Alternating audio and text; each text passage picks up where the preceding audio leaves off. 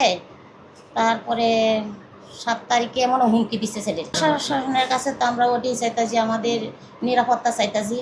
ঠিক আছে, আমি এখন বর্তমানে অস্থান অপরি, আমি এক আত্মীয়র বাসায় আছি, আমার ঘর দর কিছুই নাই, বুঝছেন। মাল চামাল তো যা আছে রাইকে দিছে।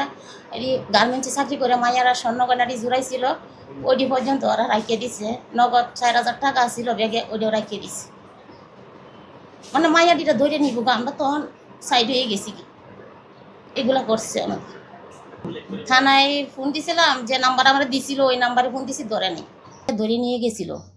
তারপরে ওই ছেলের 2 বন্ধু ওরে উদ্ধার করে আনছে। আনার পরে ওই ছেলেরা আমি বাড়িতে পাঠাইয়ে দিছি নেত্রকোনা নিরাপত্তার জন্য। তারপরে আমরা ওই জায়গায় 2টা মেয়ে নিয়ে চাকরি করতাম, ওরা বাসায় আয়া আমার মেয়েদেরকে বলছে ধরে নিয়ে যাব। তারপরে আমি গ্রামের লোকজনদের জানাইছি, ওই জায়গায় জানানোর পরে তারা কিছুই করতে পারে নাই। বাসায় আমার হামলা, 50-60 জন লোকে হামলা দিচ্ছে। হামলা দেওয়ার পরে আমাদের মাল চামান যা আসিল লুটপাট করে নিয়ে গেছে। 1.5 ভরি স্বর্ণ আসিল, 4 ভরি রূপা আসিল, 2টা নাকফুল আসিল, একটা আংটি আসিল। এগুলা আমার কাছ থেকে ওরা নিয়ে গেছে। আপনার সাথে বিরোধটা কিভাবে সৃষ্টি হলো? আমাদের ওই যে আমার ছেলে গাড়িতে আসলো, ও ধরা খাইলো, ওরই ও সন্দেহমূলক আমার ছেলেরে মানে ওই অত্যাচার করতেছে। কেন সন্দেহটা করলো? কেন আমার ছেলে বাচ্চাছে ধরাইয়া দিছে। এর পূর্বে কি আপনারা জানতেন না যে ওনারা মাদক ব্যবসায়ী? না, আমি জানতাম না, আমি জানতাম না। উনি সম্পর্কে আপনার কি হয়? উনি আমার সম্পর্কে জালো। আমার দেবর মারা যাওয়ার পরে ওই মাদক ব্যবসায়ী লোকের বলি বিয়ে করছে কুমিল্লা, আমরা জানি না।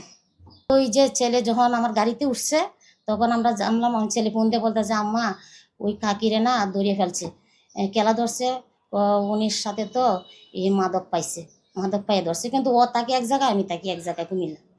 ছাত্র না টাকা পয়সা আদায় করবো জিম্মি রাখছে আমরা। তারপরে প্রশাসনের লোক নিয়ে আমি বেরিয়ে এসেছি বাসা থেকে।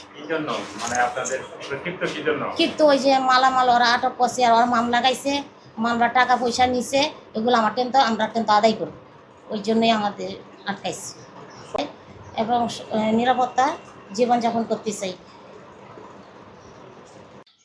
হ্যাঁ, এমত অবস্থা আমার আসমা দেওয়ারের অভিযোগে এনে আমাদের ওপর ক্ষিপ্ত হয়ে ওঠেন। জেল থেকে জামিনে বের হয়ে পর তিনি কুমিল্লা অবস্থারত তার মাদক কারবারিকে